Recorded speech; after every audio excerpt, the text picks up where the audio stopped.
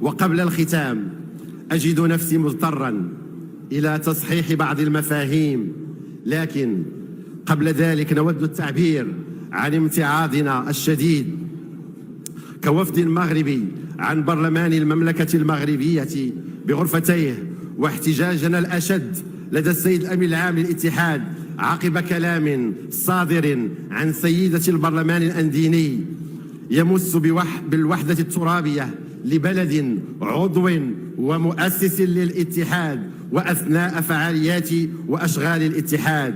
والسيدة ليست عضوة في الاتحاد، مجرد ضيفة ولا تربطها أي علاقة بالتعاون الإسلامي، وهو ما نعتبره السيد الأمين العام المحترم خرقا سافرا لأهداف الاتحاد والتقيد بميثاقه، وزيغا عن فلسفة تنشئته ومراميه، وهدرا لحقوق الدول الأعضاء داخل الاتحاد، ومسا بكرامتهم، وخدشا لحيائهم، وحطا من وقار وهيبة فضاء الدول الإسلامية من خلال السماح لأفراد لا علاقة لهم لا بالعروبة ولا بالإسلام، فقط لهم علاقة وطيدة بزرع البلبلة وتسميم الأجواء الأخوية بين الأشقاء بالتدخل في شؤون داخلية بين أبناء الوطن الواحد.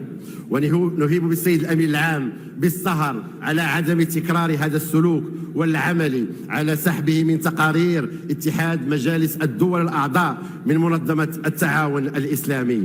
فالمغرب كما الجزائر الشقيقة عانى من نير الاستعمار ونير الإمبريالية، وكان كفاحهما مشترك من أجل الحرية، وحصل المغرب على استقلاله منذ منتصف الخمسينيات، ومنذ ذلك الحين وهو ورث للبناء واستكمال لوحدته الترابية. لذلك وجب التمييز لمن اختلطت عليه المفاهيم بين المستعمر المعمر الطامع في الأرض والمجزئ لها، وصاحب الأرض الذي يسعى للذود عنها والحفاظ على إرث الأجداد من خلالها.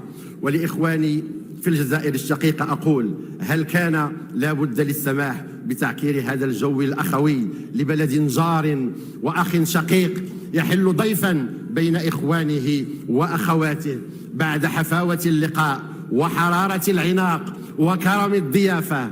لا أعتقد أخوتي أن ذلك كان ضروريا. وسأستعير تعبير للسيد النائب المحترم يوسف الرحمنية عن المجلس الشعبي الوطني لما قال خلال اجتماع للجنة السياسية عقب حديث بين الأشقاء: هنيونا. وهو تعبير دارج في المغرب أيضا. وأنا بدوري وسيرا على قول السيد النائب المحترم أقول لكم رجاء ثم رجاء باسم العروبة والأخوة والأمازيغية والإسلام: هنيونا.